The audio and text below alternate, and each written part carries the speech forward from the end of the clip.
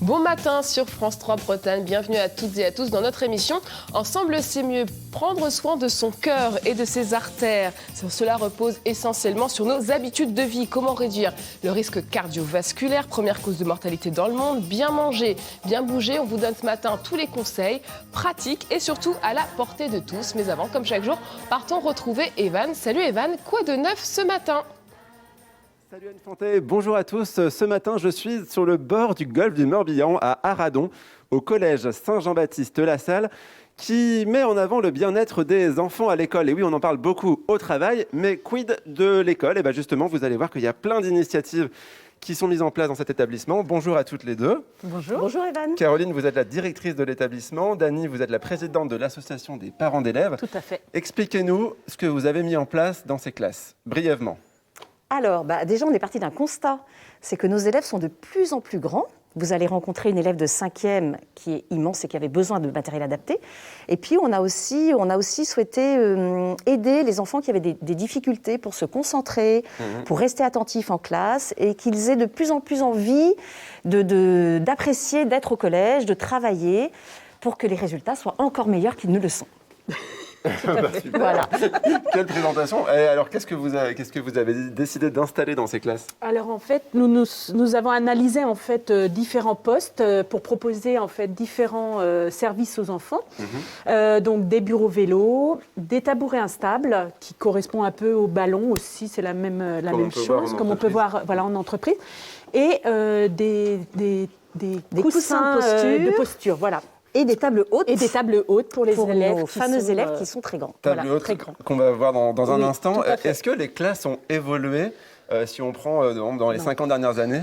Est-ce que l'école a évolué au niveau du mobilier des salles? Pas du tout. Si on reprend les classes de nos parents il y a quelques années, on revient ici, c'est la même chose. C'est-à-dire qu'on n'a pas pris conscience du bien-être de nos enfants, de l'évolution de la vie et on a des enfants qui sont un peu plus bougeants que nos parents il y a 50 ans. Et aussi de plus en plus grands. Et de plus en plus grands, bien sûr. Bonjour.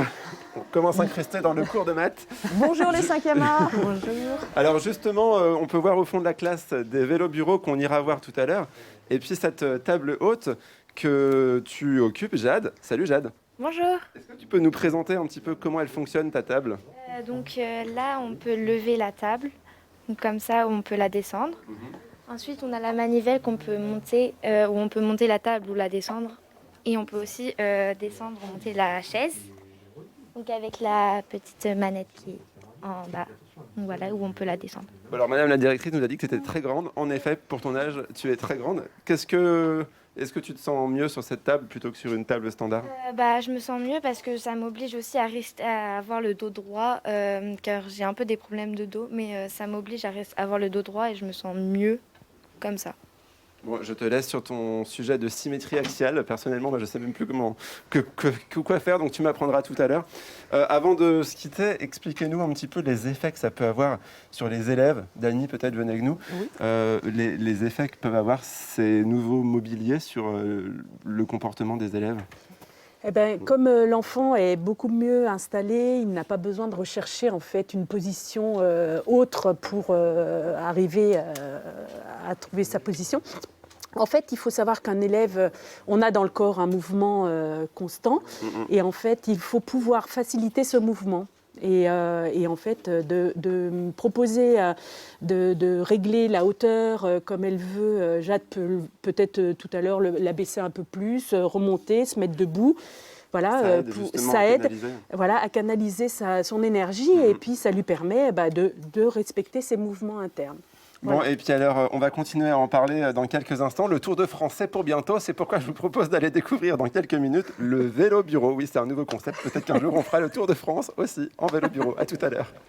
À tout à l'heure, Evan. Et on en vient à notre dossier du jour consacré à la prévention des risques cardiovasculaires. Comment prendre bien soin de son cœur et de ses artères? Élément de réponse en chiffres et en images. Tu manges trop gras. Oui, je sais, c'est mauvais pour mes artères. Selon l'OMS, les maladies cardiovasculaires sont la première cause de mortalité dans le monde. AVC, crise cardiaque, thrombose, chaque année en France, 140 000 décès sont associés à ces pathologies qui touchent le cœur et les vaisseaux sanguins. Mais bonne nouvelle, il est possible de prendre soin de ses artères et de son cœur dans la vie quotidienne. D'abord, on fait attention à son alimentation. On la joue équilibrée et variée. Les aliments trop riches en graisse et en sucre sont à éviter, ainsi que ceux qui sont transformés. Ensuite, on s'astreint à un minimum d'activité physique. 4 séances de 30 minutes de sport par semaine ou bien 10 000 pas par jour. On fait attention à bien dormir. Un sommeil insuffisant favorise le surpoids, l'hypertension, le diabète, autant de facteurs de risque de maladies cardiovasculaires. On arrête le tabac et on réduit l'alcool. 2 verres par jour maxi et pas tous les jours. Enfin, il est recommandé de faire un contrôle 1 fois par an chez son médecin. Prendre soin de ses artères, c'est votre affaire. Et c'est une question de survie. On en parle ce matin avec le professeur Guillaume Mahé. Bonjour, vous êtes spécialiste en médecine vasculaire au CHU de Rennes. Margot Cobart, vous êtes coach sportif. Et avec vous, Régine Bourdoiseau, on évoquera les missions de votre association, l'UFC Que Choisir, qui défend les consommateurs. Bonjour à toutes et à tous. Alors d'abord, professeur, finalement, avoir des bons vaisseaux, c'est le travail de toute une vie.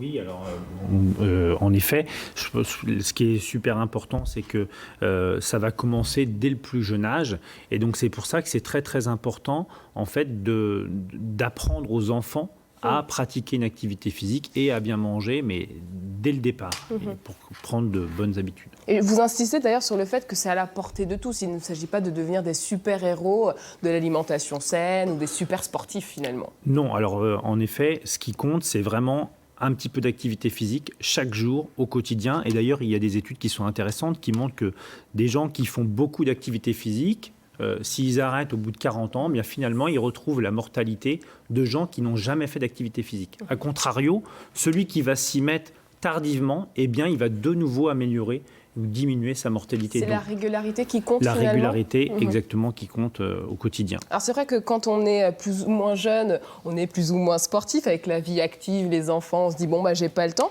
Il faut en finir avec cette idée qu'on n'a jamais le temps de faire du sport finalement, Margot Cobart.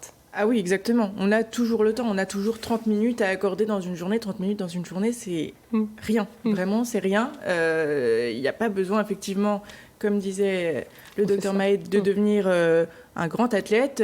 Déjà, ne serait-ce que marcher, prendre des escaliers plutôt qu'un ascenseur. Quand on est au téléphone, pas rester assis et faire des petits pas, se déplacer, se mettre debout. C'est des petites choses au quotidien, finalement. Et pourquoi il faut distinguer l'activité physique au sport ? Quelle est la différence finalement entre les deux ? Le sport fait partie des activités physiques, en fait. Le sport est une activité physique. La réciproque n'est pas vraie, mais du coup, le sport est une activité physique. Voilà. Et quels sont les petits exercices qu'on peut faire quand on est souvent assis devant un ordinateur, ce qui est mon cas en l'occurrence tous les jours ? Qu'est-ce que je peux faire pour essayer d'être finalement tonique et dynamique ?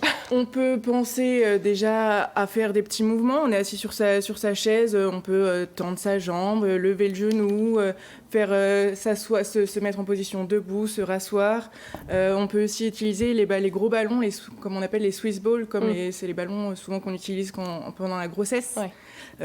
Ça permet de créer une petite instabilité, ça permet de se tenir aussi souvent plus droit parce que du coup on ne s'adosse pas au dossier de la chaise. Enfin voilà, c'est des petites choses comme ça, des petits étirements notamment pour éviter aussi les TMS, les troubles musculo-squelettiques, notamment au niveau des trapèzes, des élévateurs de la scapula, voilà. Pensez-vous, professeur, que la crise du Covid qui nous oblige finalement à être un peu plus sédentaire, on voyage moins, on bouge moins, peut avoir des effets finalement sur les risques cardiovasculaires ? Il est certain que malheureusement avec cette crise, il y a beaucoup de gens. Alors déjà, la moyenne des gens ne font pas beaucoup d'activité physique. C'est sûr que là, il y a des gens qui ont totalement arrêté de faire toute activité physique. Et en plus, beaucoup ont compensé par une alimentation relativement riche, on va dire. Et donc, c'est sûr qu'on voit bien, nous, aujourd'hui, on reçoit des patients qui disent bien, moi, j'ai rien fait pendant le temps du Covid et pendant tout ce confinement. Et bien maintenant, j'ai des difficultés à m'y remettre. Et c'est d'autant plus vrai que plus on est âgé, bien plus les articulations, il faut entre guillemets, les dérouiller pour reprendre et réamorcer la pompe. Et donc, c'est là où c'est primordial d'être encadré pour pouvoir repartir du bon pied et finalement ça puisse bien se faire. J'imagine que Margot Cobard, vous entendez ce type de témoignage avec les gens qui font appel à vos services. Exactement. Oui. D'ailleurs, moi, j'ai beaucoup de personnes dans mes clients qui, de base, sont des gens qui ne sont absolument pas sportifs, qui ont démarré à 65 ans, 50 ans, etc., mais qui ont une réelle envie de s'y mettre parce qu'ils se rendent compte qu'ils n'ont jamais pratiqué et que vraiment ils ont des problèmes, ils n'arrivent plus forcément à se mouvoir comme il faut, l'essoufflement aussi au niveau du souffle, rien que de remonter les escaliers quand on a un sac de course dans les bras, ça devient compliqué, voilà. Est-ce qu'à l'inverse, certains ont pris conscience que là, c'était le moment aussi de prendre soin de soi avec cette crise qu'on traverse? Je pense que oui, que la crise sanitaire a aidé certains, effectivement, parce qu'ils ont pu voir que quand même, d'être de base en meilleure santé pouvait limiter, on va dire, les dégâts vis-à-vis de cette crise. Alors nous, on a reçu quelques témoignages de nos téléspectateurs et téléspectatrices. Je vous propose d'écouter Virginie qui a été victime d'un AVC. Je témoigne aujourd'hui parce que j'ai été victime d'un AVC, donc le 14 décembre 2020. Donc on dirait pas comme ça, mais ouais, j'ai bien eu un AVC ischémique droit, avec une hémiplégie gauche, notamment au niveau du membre supérieur, une hospitalisation de 8 semaines. J'ai énormément récupéré, je continue à travailler. C'est important, ça reste des séquelles qui sont pas forcément visibles, mais qui sont présentes. La seule chose que je peux vous dire, c'est de consulter. Dès qu'il y a quelque chose, il faut consulter. Perte d'élocution, grosse fatigue, perte de contrôle au niveau d'un membre quelconque. Surtout, faites le 15, consultez, faites attention à vous, écoutez votre corps et votre esprit. C'est très important. Merci beaucoup Virginie pour votre témoignage. Ce qu'elle dit au fond finalement, c'est est-ce qu'il y a des signes avant-coureurs qui peuvent prévenir les risques cardiovasculaires, professeur? Alors oui, il y a des signes. Après, tout dépend quel territoire va être touché, puisque à la fois donc les artères, c'est des tuyaux qui vont amener l'oxygène et les nutriments à l'ensemble de l'organisme. Donc vous avez principalement le cerveau, le cœur et puis les membres inférieurs. Donc en fonction du territoire, on va avoir différents types de symptômes. Et c'est vrai que pour l'AVC, les troubles de l'élocution, un petit flou visuel, un bras qu'on a plus de mal à bouger, tout ça, ça doit alerter. D'ailleurs, c'est pour ça qu'il y a des campagnes régulièrement, notamment télévisées, pour inciter les gens à les consulter le plus rapidement possible. Ce qu'il faut bien comprendre dans ces pathologies-là, c'est que le plus rapidement on va voir son médecin, le plus rapidement on va sauver potentiellement des neurones pour le cerveau ou des cellules musculaires cardiaques pour limiter les problèmes de cœur derrière. Donc c'est vraiment hyper important à ce niveau-là de consulter très rapidement. Alors Virginie, qui a témoigné à une quarantaine d'années, quel est l'âge moyen de vos patients? Et justement, est-ce qu'en fonction de l'âge, les causes des AVC diffèrent? Alors oui, ça diffère. Donc, la cause principale, quand même, c'est l'athérosclérose, donc le dépôt dans les artères de lipides notamment. Et donc tout ça, ça va obstruer le vaisseau. Et donc vous pensez bien que si le vaisseau est obstrué, vous allez avoir moins d'oxygène et moins de nutriments arrivés sur la zone. Donc ça, c'est l'une des causes principales à la fois pour le cœur et le cerveau. Et donc il faut essayer d'éviter d'avoir ces dépôts-là. Et pour éviter d'avoir ces dépôts-là, c'est ne pas fumer, ça c'est primordial. Faire de l'activité physique, bien manger, ça c'est primordial aussi. Et après, quand on a des événements chez des gens qui sont jeunes, comme votre patiente-là, là, c'est plutôt des maladies rares qu'il faut rechercher, mais pour lesquelles, là, il est plus difficile d'éviter d'avoir ça, parce que malheureusement, ça peut être assez fréquemment des causes génétiques, éventuellement, dans ce type de pathologie. Et comment se remet-on d'un infarctus, d'un AVC ou autre problème vasculaire? Il y a des cas graves et puis il y a des cas moins graves. Oui, alors là, ce qui va beaucoup jouer, c'est la rapidité à laquelle vous allez consulter. C'est vraiment primordial d'aller consulter le plus rapidement possible, parce qu'une fois qu'on a consulté, on va être pris en charge le plus rapidement possible. Et plus on est pris en charge rapidement, plus on va pouvoir sauver des cellules, et donc plus vous allez retrouver des capacités comme vous les aviez auparavant. Et donc une fois malheureusement qu'on a fait l'événement, les solutions, c'est d'aller dans des centres qui peuvent vous aider à réapprendre à marcher, à réapprendre à parler pour certains, et puis vous remettre dans un mode de vie différent, mais ce qui n'est pas facile, ce qui prend du temps, pour pouvoir finalement réapprendre à vivre avec cette pathologie. Et justement, j'y pense, quels sont les bons gestes quand on est face à quelqu'un qui fait un accident cardiovasculaire ou un infarctus? Qu'est-ce qu'il faut faire? Eh bien, directement, il faut appeler le 15 pour prévenir les gens et qu'on puisse avoir un avis très rapidement pour que les patients soient pris en charge le plus rapidement possible. C'est tout simple, faire le 15 pour pouvoir être pris en charge rapidement. Et est-ce que les récidives sont courantes? Alors, les récidives courantes, on ne va pas faire peur à tout le monde. Ça arrive, malheureusement, ça arrive d'autant plus que les gens ont du mal à changer leur mode de vie. Et c'est sûr que si vous avez fait un infarctus et que vous continuez de fumer, malheureusement, et ça représente quand même beaucoup de patients aussi, même si souvent ils ont été quand même échaudés. Mais il y en a beaucoup qui continuent. Mais une fois qu'on a pris quand même et qu'on a modifié ces habitudes, eh bien, on a quand même de grandes chances de ne pas avoir de nouveau ce problème-là. Alors, ce que vous dites, c'est que la difficulté, c'est de convaincre les patients de prendre leurs médicaments ou finalement la remise à plat de leurs habitudes de vie. Prendre les médicaments, généralement, ils le font assez bien. Et d'ailleurs, ils ont l'impression qu'ils vont être sauvés grâce aux médicaments. Ça va tout régler, oui. Oui, on a l'impression, vous avez bien entendu. Mais malheureusement, ça joue, mais il est bien montré que si on fait les règles hygiéno-diététiques, c'est-à-dire une bonne activité physique, une bonne alimentation, ça décuple les effets. Et il y a une très belle étude qui a été faite chez des patients qui avaient fait un infarctus. Les gens prenaient soit le traitement médical optimal, soit le traitement médical optimal plus une bonne alimentation. Et il est montré que ceux qui avaient traitement médical optimal plus une bonne alimentation avaient moins d'événements cardiovasculaires. Donc c'est pour ça que c'est primordial de changer ces habitudes-là, mais ça, c'est très compliqué, et c'est pour ça que les coachs sportifs, les diététiciens, les nutritionnistes aident et sont primordiaux, à mon avis, dans cette prise en charge. Et c'est vrai qu'il y a une dimension psychologique qu'on ne mesure pas, en fait, quand on se remet sur le chemin une remise en forme. C'est vrai, notamment quand en plus on a eu fait un infarctus ou fait un AVC, en plus souvent je pense qu'on a peur. On a peur de pousser un peu son corps vers l'activité, etc. Alors qu'au contraire, ça va apporter des bienfaits vraiment essentiels et voilà, qui sont même obligatoires, je dirais, dans le traitement finalement. Ça devrait faire partie intégrante. Et cette dimension psychologique, elle est souvent sous-estimée. Il faut être bien dans sa tête finalement pour se dire je repars sur des nouvelles bases et je vais faire en sorte que je sois régulier tout au long de ma vie finalement. En effet, il y a plein de choses qui sont difficiles. À la fois le contexte aussi familial, parce que quelquefois les gens qui fument sont aussi ils vivent avec d'autres gens qui fument. Et c'est vrai qu'eux, ils ont été échaudés, eux, ils ont envie d'arrêter, mais le compagnon, la compagne, elle, potentiellement, a toujours envie de fumer. Et donc, ça peut poser des difficultés. Et puis après, c'est vrai que de changer ses habitudes, on y arrive très bien. Et si on devait aller se mettre à faire de l'activité physique, pendant une semaine, on va tenir.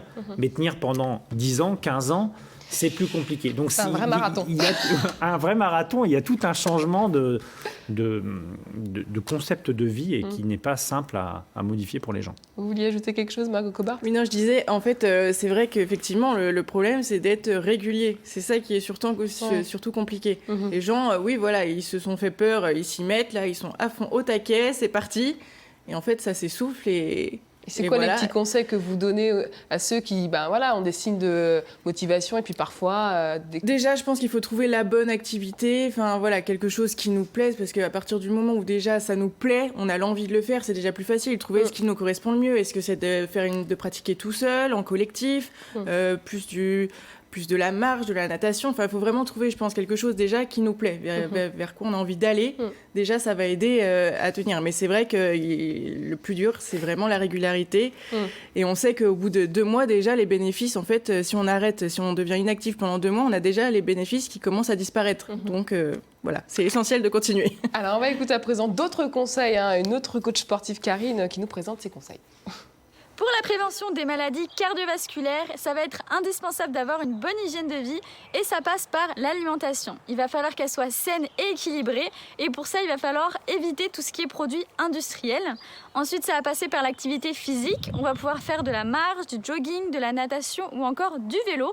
Ce sont des sports d'endurance qui vont vous améliorer progressivement votre système respiratoire et cardiovasculaire. Donc, on va pouvoir profiter du beau temps et s'y mettre. En tant que coach sportive, Margot Cobart, est-ce que vous parlez aussi un petit peu, malgré tout, de l'alimentation ? Oui, même parce si que c'est pas votre métier, effectivement, c'est pas mon métier, mais l'un ne va pas sans l'autre. Et l'alimentation est essentielle. Donc je ne peux pas dire à quelqu'un, allez, on se motive en fait à faire nos séances, et à côté de ça, vous pouvez continuer à manger vos McDo tous les jours ou je ne sais quoi. Là, à vrai dire, je vais pas servir à grand chose dans ce cas-là. Le quick pour ne pas faire de concurrence. Voilà, effectivement. Et en ce qui concerne les aliments, c'est vrai qu'il y a énormément de choses, de paramètres à prendre en compte. S'il y avait quelques éléments fondamentaux à retenir, professeur, ce serait quoi ? Bon, les fruits et légumes, tout le monde en parle, mais je crois que on voit bien quand moi je vois donc beaucoup de patients, quand je leur demande un petit peu ce qu'ils mangent, je vois bien qu'en consommation de fruits et légumes, c'est pas bon. Et on peut beaucoup s'améliorer, même ne serait-ce que de prendre un jus. Si c'est du pur jus, eh bien ça équivaut à un fruit. Donc c'est des petits gestes quand même qui sont simples. Après, les gens vous disent souvent c'est cher. Alors, je dirais, oui, c'est cher si vous en mangez beaucoup, mais finalement, on se rend bien compte que les gens, dans nos sociétés, on a la ration alimentaire a évolué de façon très, très importante et en quantité trop importante. Donc, finalement, si on se contentait de manger ce qui est nécessaire, eh bien, on pourrait manger de la bonne qualité pour un tarif qui ne serait pas forcément beaucoup plus cher. Donc ça, c'est un élément important. Après, il y a tout ce qui est manger des poissons, ça aussi, c'est un élément important. On dit à peu près 2 par semaine, c'est idéal. Bon, là aussi, c'est un certain coût. Mais quand même, c'est des éléments importants. Et puis, ne pas hésiter à changer d'huile et à cuisiner à l'huile plutôt qu'au beurre. En Bretagne, c'est difficile de le dire, mais c'est quand même un élément important. Éviter aussi tout ce qui est sel, de rajouter du sel. Ça, c'est pas bon parce que ça fait potentiellement monter la pression artérielle. Donc, en gros, il y a tout un tas de petits gestes comme ça qui sont assez simples pour manger relativement équilibré. Merci beaucoup à tous les deux pour votre éclairage. C'est l'heure à présent d'aller retrouver Evan direction Arradon où il a retrouvé les bancs d'un collège ce matin, Evan. Alors les artères, on continue à en parler ici à Arradon au collège Saint-Jean-Baptiste-la-Salle. Armelle, vous avez accompagné les équipes du collège pour développer du nouveau mobilier pour les enfants. Ici, justement, expliquez-nous, est-ce que ça a un effet sur leur circulation par exemple ? Oui, tout à fait. En fait, un équipement que j'ai conseillé, c'est le vélo bureau, qui a été inventé par un professeur de français qui connaissait bien ses élèves et les problèmes des élèves. Et en fait, le vélo bureau, c'est un bureau avec un pédalier. Il est reconnu qu'en fait, qu'être actif en travaillant, ça améliore énormément de choses, la concentration, la mémorisation. Les enfants sont beaucoup plus créatifs, parce que leur corps bouge. Et en fait, dans ce contexte actuel où on se rend compte que les enfants vont souvent à l'école en voiture, ne marchent plus beaucoup. Là, avec le confinement, en plus, les enfants n'ont pas fait beaucoup de sport. Et en fait, aujourd'hui, les enfants souffrent beaucoup de sédentarité. Donc, leur corps a souffert de ce manque d'activité. Le vélo bureau, c'est un équipement où vous allez pédaler en travaillant.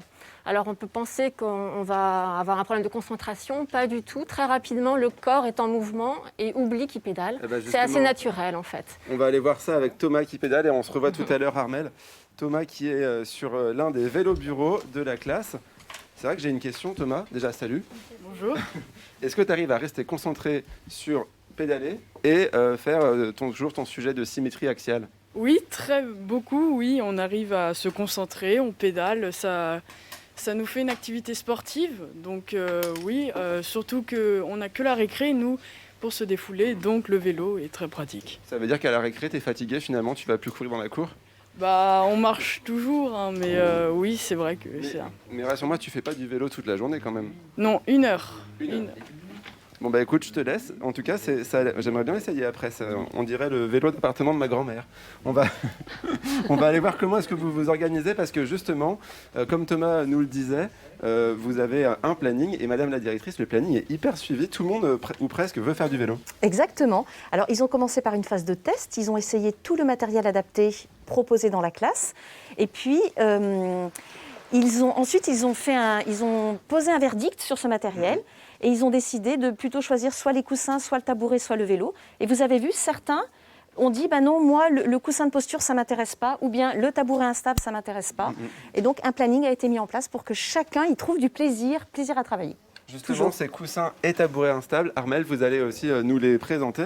Ils sont juste là. Donc, ils sont ici. En fait, vous voyez, être assis sur une chaise dure, c'est pas très agréable. Et en fait, ce système que l'on peut poser sur n'importe quelle chaise permet à l'enfant de bouger son corps, ce qui est important pour la posture et le bien-être.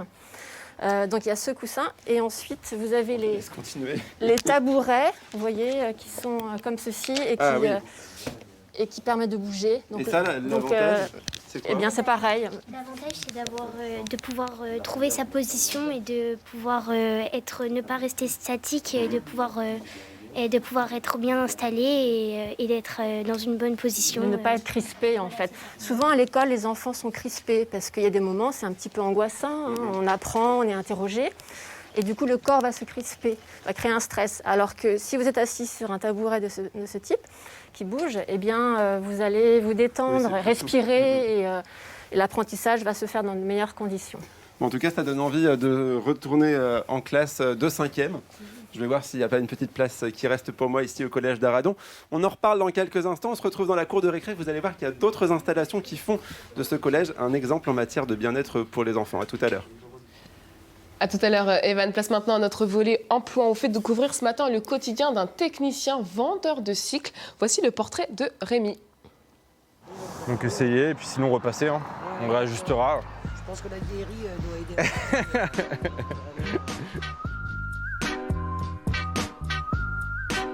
Je m'appelle Rémi Chaudan, j'ai 30 ans, je suis technicien vendeur cycle et manager. On fait essentiellement de la vente de vélos neufs, de la réparation, tout cycle confondu. C'est un métier qui est assez polyvalent puisque finalement il va falloir savoir être un petit peu manuel, faire de la mécanique, du montage de vélos neufs comme de la réparation. Il y a aussi toute une partie gestion où faut gérer les stocks, gérer les commandes avec les fournisseurs, ce qui n'est pas forcément facile avec la situation actuelle. Et puis après derrière surtout la relation client, avoir un vrai suivi. C'est ça le plus important, je pense, pour moi, c'est que le client se sente bien ici, qu'il se sente écouté, qu'il arrive à s'y retrouver lui. Le roulement ou la transmission? Non, c'est dans la roue. On sent qu'il y a un jeu dans le moignon. Dans le pédalier. Le monde du vélo est un monde qui évolue quand même assez rapidement en termes de technologie. Il y a beaucoup d'innovations. Je pense qu'il ne faut pas avoir peur de l'innovation. Il faut vraiment se plonger là-dedans. Et puis après, pour l'autre, je pense qu'il faut quand même un petit peu aimer l'humain, quoi. C'est important de ne pas prendre les gens de haut. Essayer de les mettre à l'aise le plus possible sur les sujets. Si on voit qu'ils butent sur une question, ne pas hésiter à leur expliquer. Essayer de faire le preuve le plus de pédagogie possible pour qu'eux puissent comprendre et s'approprier aussi le sujet. Ah, il y a un jeu, ouais. Ouais, je trouve. Hein. Ouais, il y a un jeu. Il n'y avait pas au début. Il y a un jeu. Faut voir, faut peut-être juste resserrer le boîtier de pédalier. C'est vrai que depuis maintenant 2 ans, depuis les grèves, puis les gilets jaunes, et enfin le premier déconfinement, on a senti une très forte hausse de l'activité, aussi bien dans les ateliers que dans la vente de vélos neufs. Une préférence pour la couleur? Noir. Ça nous fait plus de travail, mais voilà, c'est une bonne chose pour le monde du cycle. J'ai fait 5 ans d'études, donc jusqu'à mon master, puis après j'ai travaillé dans des bureaux pendant plusieurs années. Je me suis retrouvé à faire des tâches dans lesquelles je trouvais pas forcément de sens, enfin, je pense comme beaucoup de gens de ma génération aujourd'hui. Du coup, à côté de ça, j'avais une passion pour le vélo. J'étais encore jeune, je me suis dit que la reconversion était tout à fait possible. Puis voilà, j'ai fait une reconversion donc pendant 2 ans, 1 an d'alternance en tant que mécanicien, et puis voilà. Et puis après, au fur et à mesure, j'ai fait mon petit bonhomme de chemin. Donc voilà, c'est une passion que mon père avait, enfin qu'a toujours d'ailleurs. C'est une passion que mon grand-père aussi avait. Donc ça a été un petit peu transmis comme ça, quoi. J'étais petit, je regardais le Tour de France avec eux, et c'est ultra plaisant quand on fait un métier dans lequel on se retrouve vachement par rapport à ça. Donc pour moi, voilà, c'est travailler dans un univers de passion, quoi. Et pour connaître toutes les offres d'emploi en Bretagne, je vous invite à consulter le site pôle-emploi.fr. Et puisqu'on parle de vélo, je suis sûre que vous pouvez depuis chez vous retrouver une étude de marché comparative faite par l'UFC Que Choisir. Car en matière de conseil, il faut le dire, vous êtes une institution en France. L'UFC Que Choisir fête cette année ses 70 ans. Un travail colossal qui fonctionne grâce aux nombreux bénévoles. Vous allez en parler avec nous tout à l'heure, Régine Bourdoiseau. Mais en attendant, voici quelques idées si vous souhaitez rejoindre leur rang.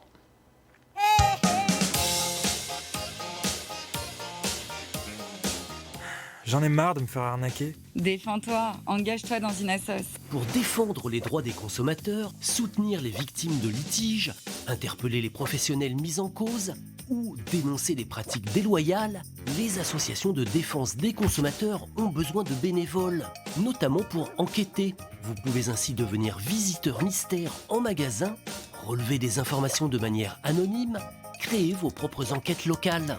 Si vous préférez, vous pouvez aussi vous impliquer dans l'organisation et la gestion de l'association. Jacques est un défenseur convaincu du droit des consommateurs. J'ai connu l'Union fédérale des consommateurs Que Choisir à l'occasion de la recherche d'un test sur les lave-vaisselle. Du coup, je me suis abonné à la revue, puis j'ai adhéré à l'association et finalement, je me suis engagé comme bénévole pour m'impliquer concrètement dans cette défense pour le service rendu et le rapport aux autres. Cela fait bientôt 25 ans et j'ai toujours autant d'envie et de plaisir à être bénévole à l'UFC Que Choisir. Si vous aussi vous êtes attaché aux droits des consommateurs, rejoignez une association et passez à l'action. Voilà pour notre idée du jour. Régine Bourdoiseau, rebonjour. Vous êtes chargée de communication pour l'UFC Que Choisir Ille-et-Vilaine. Alors, ça fait 70 ans que l'association lutte aux côtés des consommateurs. À quand remontent finalement les premières antennes bretonnes ? C'est un peu plus récent, pour, en tout cas l'Ille-et-Vilaine. Donc, nous n'avons que 46 ans. D'accord. Mais ces 46 ans au service des consommateurs, c'est déjà pas mal. 1975. Donc c'était 1975 la création. D'accord. Voilà, et depuis, on s'est bien développé puisque notre siège est à Rennes, place du Colombier, et puis nous avons une antenne à Redon, une antenne à Fougères, qui assure une permanence à Vitré.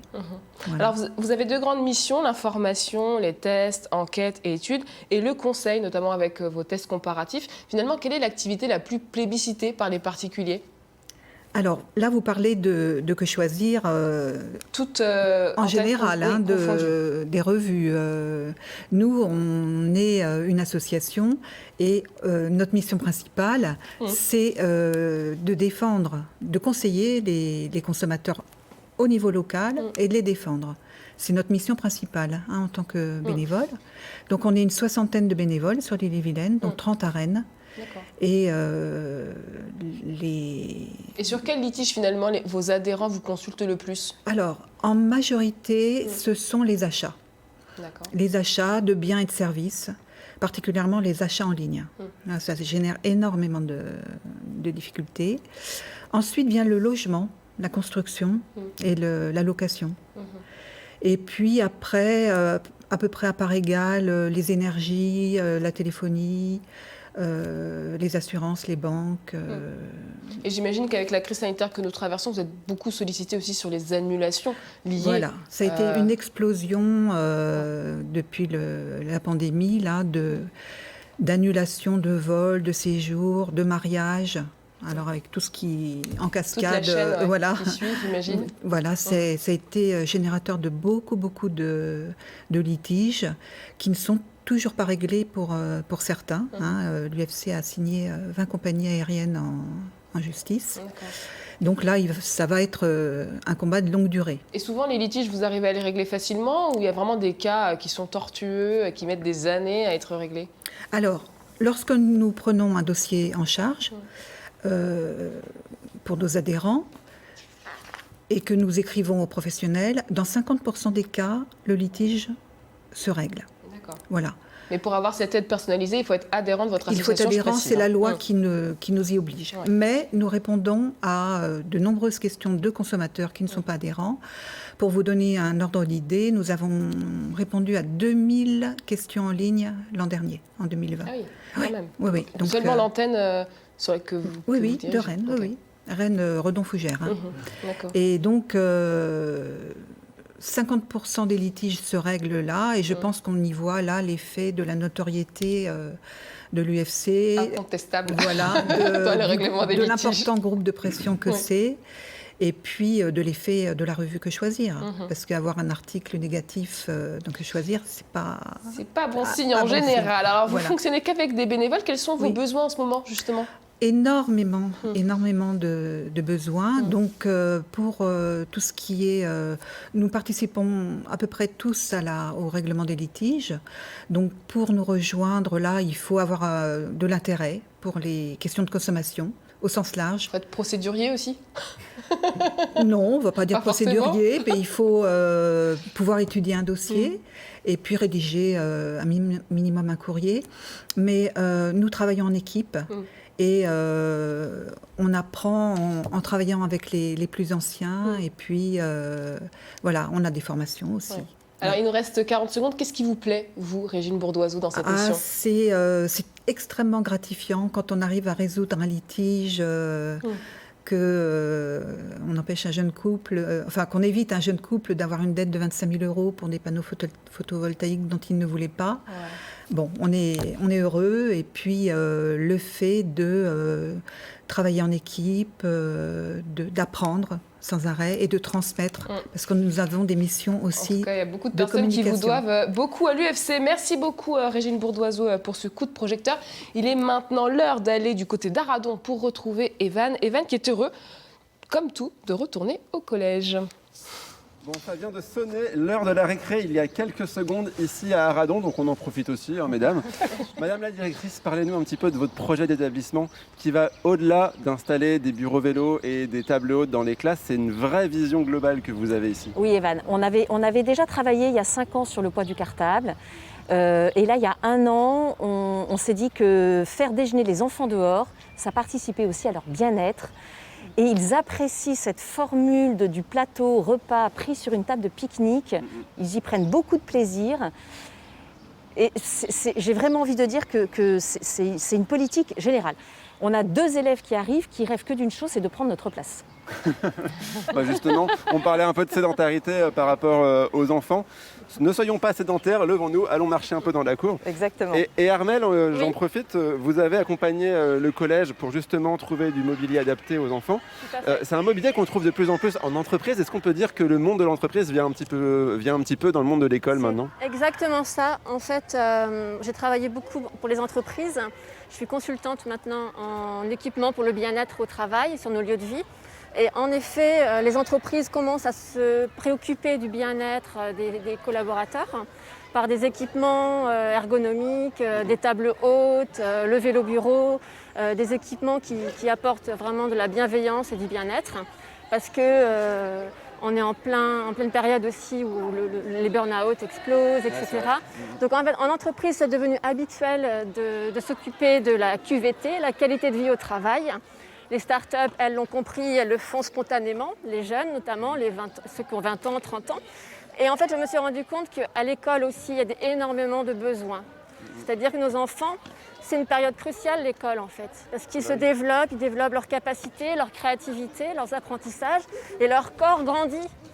Or, passer toute une journée sur une chaise, eh bien leur corps, en fait, au contraire, il a besoin de bouger, d'être en mouvement.